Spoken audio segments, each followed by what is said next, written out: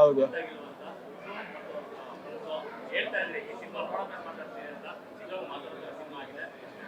ಬಹಳ ಖುಷಿ ಇದೆ. ಅಂದ್ರೆ ಒಂದು ಖುಷಿ ಏನಂತ ಹೇಳಿದ್ರೆ, ನಿನ್ನೆ ಒಂದು ಪ್ರೀಮಿಯರ್ ಮಾಡಬೇಕು ಅಂತ ಅನ್ಕೊಂಡಿದ್ವಿ ನಾವು ಬೆಂಗಳೂರಲ್ಲಿ. ಯಾಕಂದ್ರೆ ನಾವು ಶಿವಮೊಗ್ಗದಲ್ಲಿ ಒಂದು ಮಾಡಿದ್ವಿ, ಮೈಸೂರಲ್ಲಿ 2 ಮಾಡಬೇಕಾಯ್ತು, ಮಂಗಳೂರಲ್ಲಿ 1 ಮಾಡಿದ್ವಿ. ಆದ್ರೆ ಇವತ್ತಿಗೆ ಕರ್ನಾಟಕದಲ್ಲಿ ಇವತ್ತು ರಾತ್ರಿ ಮುಗಿಬೇಕಾದ್ರೆ 30 ಶೋ ಆಗ್ತಾ ಇದೆ, ಪ್ರೀಮಿಯರ್ ಶೋಸ್. ಅಂದ್ರೆ ಯಾರ ಮುಖ ಕೂಡ ಹಾಕದೆ ಪ್ರಚಾರ ಮಾಡಿದಂತ ಒಂದು ಸಿನಿಮಾಗೆ 30 ಶೋಸ್ ಹೌಸ್ಫುಲ್ ಆಗೋದು ಪ್ರೀಮಿಯರ್ ಶೋಗೆ, ಅದು ಪೇಯ್ಡ್. ಸೊ ಅದು ತುಂಬಾ ಕಷ್ಟ. ಸೊ ಅದು ಆಡಿಯನ್ಸ್ ಸಾಧ್ಯ ಮಾಡಿದ್ದಾರೆ, ಅವ್ರಿಗೆ ಮೊದಲು ಥ್ಯಾಂಕ್ಸ್ ಹೇಳ್ತೀನಿ. ಅಂದ್ರೆ ಒಂದು ಟ್ರೈಲರ್ ನೋಡಿ, ಜೊತೆಗೆ ಜನಗಳ ರಿವ್ಯೂ ನೋಡಿ ಅವ್ರು ನಂಬಿದ ಕಾರಣ ಥಿಯೇಟರ್ ಬಂದಿದ್ದಾರೆ. ತುಂಬಾ ದೊಡ್ಡ ಥ್ಯಾಂಕ್ಸ್. ಸೊ ಇದು ಒಂದು ದೊಡ್ಡ ಜವಾಬ್ದಾರಿ ನಮ್ಮ ಹೆಗಲ ಮೇಲೆ ಹಾಕತ್ತೆ. ಇನ್ನು ಮುಂದೆ ಕೂಡ ಪ್ರಾಮಾಣಿಕವಾದ ಒಳ್ಳೆ ಸಿನಿಮಾವನ್ನ ಮಾಡುವಂತ ಪ್ರಯತ್ನ ಕನ್ನಡದಲ್ಲಿ ನಾವು ಖಂಡಿತ ಮಾಡೇ ಮಾಡ್ತೀವಿ, ಇನ್ನೂ ಜಾಸ್ತಿ. ಹಾ,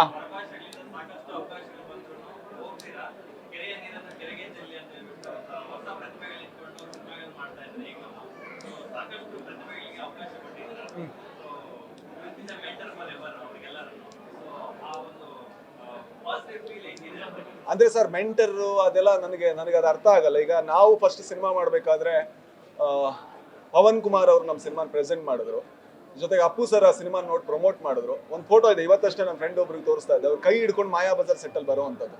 ಐ ಥಿಂಕ್ ನಮಗೂ ಕೂಡ ತುಂಬಾ ಜನ ಕೊಟ್ಟಿರುವಂತ ಭಿಕ್ಷೆಯಿಂದ ನಾವು ಇವತ್ತು ಬದುಕ್ತಾ ಇದ್ವಿ. ಹಾಗಾದ್ರೆ ನಾವು ಬೇರೆಯವ್ರಿಗೆ ಏನೋ ಕೊಡೋಷ್ಟು ದೊಡ್ಡವರಲ್ಲ, ನಾವು ಕೊಲಾಬರೇಟ್ ಮಾಡ್ತಾ ಇದೀವಿ. ಇದರಿಂದ ನಮಗೂ ಲಾಭ ಇದೆ. ಅಂದ್ರೆ JP ಅಂತ ಪ್ರತಿಭೆಯಿಂದ, ಅಥವಾ ಶನಿಲ್ ಗೌತಮ್ ಅವರಂತ ಪ್ರತಿಭೆಯಿಂದ, ಸಂಧ್ಯಾ ಅರಕೆರೆ, ಸುಮೇಧ್ ಕೆ, ಸಂದೀಪ್ ತುಳಸಿದಾಸ್, ಚಂದ್ರಶೇಖರನ್, ಇಂತಹ ಪ್ರತಿಭೆಗಳ ಜೊತೆ ಕೆಲಸ ಮಾಡ್ಬೇಕಾದ್ರೆ ನಾವು ಕಲಿತೀವಿ, ನಾವು ಬೆಳಿತೀವಿ. ಅಂದ್ರೆ ನಾವೇನೋ ಅವಕಾಶ ಕೊಡ್ತಾ ಇದೀವಿ, ಮೆಂಟರ್ಶಿಪ್ ಮಾಡ್ತಾ ಇದೀವಿ ಅಂತ ನನಗನ್ಸಲ್ಲ. ನಾವೆಲ್ಲ ಸೇರ್ಕೊಂಡು ಒಂದು ಸಿನಿಮಾ ಮಾಡ್ತಾ ಇದೀವಿ. ನಮ್ಗೆ ಸಿನಿಮಾ ಹುಚ್ಚು ಸರ್, ಬೇರೆ ಏನೂ ಗೊತ್ತಿಲ್ಲ. ಅದರಿಂದ ಸಿನಿಮಾ ಮಾಡ್ತಾ ಇದೀವಿ ಅಂಡ್ ಅದರಿಂದ ಕಿಕ್ ಸಿಗ್ತಾ ಇದೆ.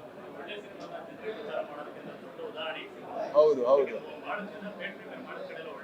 ಹೌದು ಹೌದು ಅದೇ ಅಂದ್ರೆ ನಾವು ಅಂದ್ರೆ ನನಗೆ ಅರ್ಥ ಆಗ್ತಾ ಇರ್ಲಿಲ್ಲ. ಅಂದ್ರೆ ನಾನು ಕೂಡ ಕೆಲವಾರು ಸಿನಿಮಾಗಳನ್ನ ರಿಲೀಸ್ ಮಾಡಿದ್ದೀನಿ ಥಿಯೇಟರ್, ಜನ ಬಂದಿಲ್ಲ. ಬಟ್ ನಂಗೆ ಕರೆಕ್ಟ್ ಆಗಿ ಗೊತ್ತಿತ್ತು ಯಾಕೆ ಬಂದಿಲ್ಲ ಅಂತ. ನಾನು ಸ್ವಾತಿ ಮುತ್ತಿನ ಮಳೆ ಹನಿ ಮಾಡ್ಬೇಕಾದ್ರೆ ನಂಗೆ ಗೊತ್ತಿತ್ತು ಇದು ಥಿಯೇಟರ್ ನೋಡುವಂತ ಕಂಟೆಂಟ್ ಅಲ್ಲ, ಇದು ತುಂಬಾ ಪರ್ಸನಲ್ ಕಂಟೆಂಟ್. ಜನಗಳಿಗೆ ಸದ್ಯಕ್ಕೆ ಅದನ್ನ ನೋಡುವಂತ ಮೂಡಲ್ಲಿ ಇಲ್ಲ ಅಂತ. ಅವ್ರಿಗೆ ಏನಾದ್ರೂ ಎಂಟರ್ಟೈನ್ ಮಾಡಬೇಕು, ಎಂಗೇಜ್ ಮಾಡಬೇಕು, ಅಥವಾ ಯಾವುದೇ ರೀತಿಯಲ್ಲಾದ್ರೂ ಅವರಿಗೆ ಬಂದಾಗ ಒಂದು ಕಂಪ್ಲೀಟ್ ಸ್ಯಾಟಿಸ್ಫ್ಯಾಕ್ಷನ್ ಆಗಬೇಕು. ಸ್ವಾತಿ ಮುತ್ತಿನ ಮಳೆ ಹನಿ ತುಂಬಾ ಇಂಟೆಲೆಕ್ಚುಯಲ್ ಸಿನಿಮಾ. ಕೆಲವು ಸಲ ನಾವೇ ಸಿನಿಮಾ ಮಾಡಬೇಕಾದ್ರೆ ಥಿಯೇಟರ್ಗೆ ಆಗದಿರುವಂಥ ಸಿನಿಮಾ ಮಾಡಿ ಜನ ನೋಡಬೇಕು ಅಂತ ಎಕ್ಸ್ಪೆಕ್ಟ್ ಮಾಡ್ತೀವಿ. ಅದನ್ನ ನಾನು ಒಪ್ಪಲ್ಲ. ಒಂದು ಸಿನಿಮಾ ಮಾಡಬೇಕು, ಜೊತೆಗೆ ಅದನ್ನ ಚೆನ್ನಾಗಿ ಜನರ ಹತ್ರ ತಲುಪಿಸ್ಬೇಕು. ಇವತ್ತು ಯಾರೋ ಹೇಳ್ತಾ ಇದ್ರು, ಅಂದ್ರೆ ಏನ್ ಸರ್ ಒಂದು ಪೋಸ್ಟರ್ ಇಲ್ಲ ನಿಮ್ದು ಅಂತ. ಪೋಸ್ಟರಿಂದ ಕೂಡ ಜನ ಬಂದ್ರು ಥಿಯೇಟರ್ಗೆ. ಐ ಥಿಂಕ್ ಪೋಸ್ಟರೇ ಬೇಕು ಅನ್ನೋದು, ಅಥವಾ ಮುಖಗಳೇ ಬೇಕು ಅನ್ನೋದು, ಅಥವಾ ಏನೋ ಒಂದು ಬೇಕು ಅನ್ನೋದು ಸುಳ್ಳು. ಜನಕ್ಕೆ ಹೊಸತನ ಬೇಕು. ಆ ಹೊಸತನದಲ್ಲಿ ಪ್ರಾಮಾಣಿಕತೆ ಬೇಕು. ಇದ್ರೆ ಏನ್ ರಿಸಲ್ಟ್ ಸಿಗುತ್ತೆ ಅವರೇ ತೋರಿಸಿದ್ದಾರೆ. ದೇವ್ರ ದಯ ಮತ್ತೆ ಜನಗಳ ಆಶೀರ್ವಾದ ಅಷ್ಟೇ, ಮತ್ತೆ ಏನ್ ಹೇಳೋದು. ಹೌದು ಅಂದ್ರೆ ಆ ರೋಲ್ ಹೇಳ್ಬೇಕಾದ್ರೆ ನನಗೆ ಇಲ್ಲಿ ತನಕ ನಾನು ಅಷ್ಟು ಕ್ಯಾರಿಕೇಚರಿಸ್ಟ್ ರೋಲ್ನ ಮಾಡಿಲ್ಲ. ಚಾರ್ಲಿಲಿ ಒಂದು ಲೆವೆಲ್ಗೆ ಮಾಡಿದ್ದೆ. ಸೊ ನನಗೆ ಮಾಡಿದ್ರೆ ಹಿಂಗೆ ಹಂಗೆ ಹಿಂಗೆ ಅಂತೆಲ್ಲ ಇತ್ತು. ಮತ್ತೆ ಕೆಲಸ ತುಂಬಾ ಸಲ ಏನಾಗುತ್ತೆ, ಕೆರಿಯರ್ ಬಗ್ಗೆ ಯೋಚನೆ ಮಾಡ್ಬಿಡ್ತಾರೆ ಜನ. ನನ್ನ ಕಾಮಿಡಿಯನ್ ಆಗಿ ನೋಡ್ತಾರೋ, ಅಥವಾ ನನಗೆ ಇನ್ನೇನು ನಾಯಕ ನಟನಾಗಿ ಆಕ್ಟ್ ಮಾಡೋದಕ್ಕೆ ಸಾಧ್ಯನೇ ಇಲ್ವಾ, ಅದು ಇದು ಅಂತ. ನಾನೊಬ್ಬ ಡೈರೆಕ್ಟರ್ ಫಸ್ಟ್, ಅದರಿಂದಾಗಿ ನನಗೆ ಅದೆಲ್ಲ ಯೋಚನೆಗಳಿಗಿಂತ ನಾನು ಮಾಡಿದ್ರೆ ಸಿನಿಮಾಗೆ ಏನು ಲಾಭ, ಅಂಡ್ ನಿರ್ಮಾಪಕನಾಗಿ ನನಗೇನು ಲಾಭ, ಜೊತೆಗೆ ಸಿನಿಮಾ ಯಾವ ರೀತಿ ಎಲಿವೇಟ್ ಆಗ್ಬೋದು ಅಂತ ಯೋಚನೆ ಮಾಡಿದಾಗ ಅದು ಮಾಡಿದ್ರೆ ಒಳ್ಳೇದು ಅಂತ ಅನಿಸ್ತು. ಬಟ್ ಅದನ್ನು ಪ್ರಮೋಟ್ ಮಾಡಬಾರ್ದು ಅಂತ ಅನಿಸ್ತು. ಅದು ಪ್ರಮೋಟ್ ಮಾಡಿ ಜನಗಳನ್ನ ಕರಿಬಾರ್ದು, ಕಂಟೆಂಟೇ ಮಾತಾಡಬೇಕು. ಯಾರೋ ಒಬ್ಬ ಇದ್ದಾನೆ ಅನ್ನೋದು ಜನಗಳು ಬರೋದಕ್ಕೆ ಇದಾಗಬಾರ್ದು ಅಂತ ಅದನ್ನ ಬಚ್ಚಿಟ್ಟು ಆಕ್ಚುಲಿ ರಿಲೀಸ್ ಮಾಡಿದೆ. ನಿಮ್ಮ ಹತ್ರ ಎಲ್ಲ ಸುಳ್ಳು ಹೇಳೋದಕ್ಕೆ ಕ್ಷಮೆ ಇರಲಿ.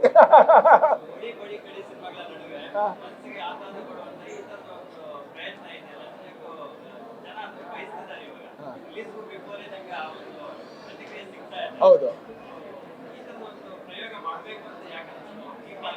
ನೀವು ಹೊಡಿ ಬಡಿ ಕಡಿ ಸಿನಿಮಾಗಳ ಬಗ್ಗೆ ಹೇಳಿದ್ರೆ ನಾನು ಅದನ್ನ ಮಾಡ್ದೋನೆ.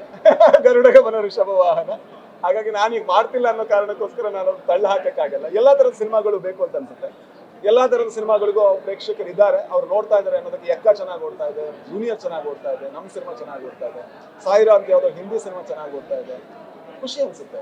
ಎಲ್ಲ ಒಳ್ಳೆ ಸಿನಿಮಾಗಳು ಚೆನ್ನಾಗಿ ಓಡಬೇಕು ಅನ್ನೋ ನನ್ನ ಬಯಕೆ. ಜೊತೆಗೆ ಒಂದು ಕಾಂಪಿಟೇಷನ್ ಇರಬೇಕು, ಅದು ಹೆಲ್ದಿ ಆಗಿರ್ಬೇಕು. ನಾವು ಕಾಮಿಡಿ ಇಟ್ಕೊಂಡ್ಬಂದ್ವಿ, ಜೂನಿಯರ್ ಅವರು ಫ್ಯಾಮಿಲಿ ಸೆಂಟಿಮೆಂಟ್ ಇಟ್ಕೊಂಡ್ಬಂದ್ರು, ಅಂಡ್ ಎಕ್ಕ ಅವರು ರಾ ಅಂಡ್ ರಗೆಡ್ ಆಗಿ ಬಂದ್ರು. ಎಲ್ರಿಗೂ ಕೂಡ ಅವಕಾಶ ಇದೆ, ಎಲ್ಲ ಸಿನಿಮಾಗಳು ಓಡ್ತಾ ಇದೆ. ಇವತ್ತಷ್ಟೇ ಕೇಳಿದೆ, ಇಲ್ಲೇ 5 ಶೋ ಅಲ್ಲಿ ಆಲ್ಮೋಸ್ಟ್ 500 ಜನಕ್ಕಿಂತ ಜಾಸ್ತಿ ಆಗಿದೆ ಎಕ್ಕಾಗ. It's a great sign.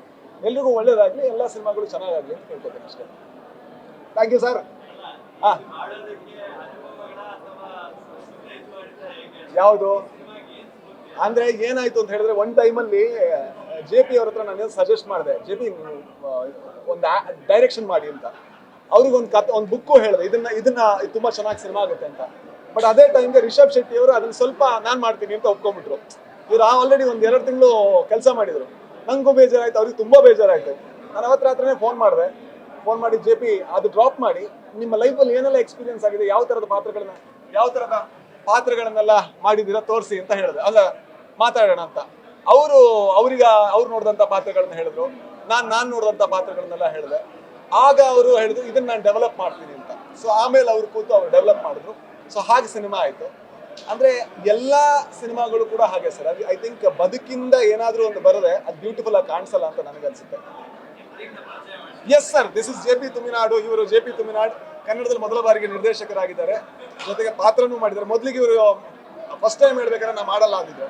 ಹೇಳಿದ್ರೆ ನೀವೇ ಮಾಡಬೇಕು, ಅದೊಂದು ನೀವೇ ಮಾಡಬೇಕು ಅಂತ. ಯಾಕಂದ್ರೆ ನಮ್ಮನ್ನು ನಾವು ಯಾರು ಪ್ರಮೋಟ್ ಮಾಡ್ಕೊಳ್ಳಲ್ಲ. ಸೊ ಒಬ್ಬ ನಿರ್ದೇಶಕ ಆಕ್ಟರ್ ಆಗಿ ಪ್ರಮೋಟ್ ಆದಾಗ ಅವನು ಕೃತಿಗೆ ಇನ್ನೂ ಜಾಸ್ತಿ ವ್ಯಾಲ್ಯೂ ಇದಾಗುತ್ತೆ. And is a fantastic actor. ನಾನು ನೋಡಿದಂಥ ಒಳ್ಳೆ ಆಕ್ಟರ್ಗಳಲ್ಲಿ ಇವರೊಬ್ರು.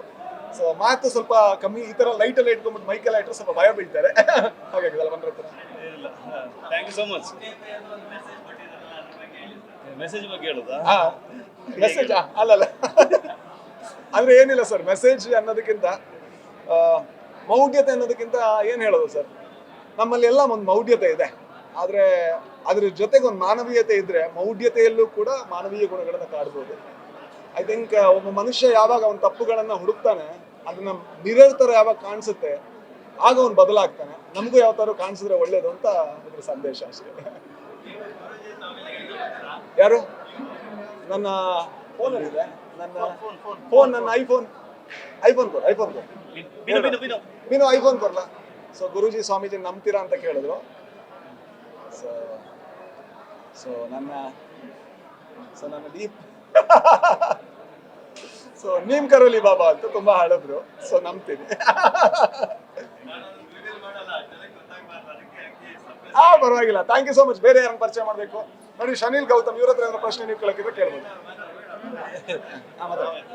ಎಲ್ಲ ಖುಷಿ ಆಗ್ತಿದೆ ಅಷ್ಟೇ. ನಮ್ಗೆ ಈ ರೆಸ್ಪಾನ್ಸ್ ನೀವು ಕೊಟ್ಟಿರೋ ಪ್ರೀತಿ ಎಲ್ಲ ತುಂಬ ಖುಷಿ. ಸ್ಪೀಚ್ಲೆಸ್, ಮಾತಾಡಕ್ ಆಗ್ತಾ ಇಲ್ಲ.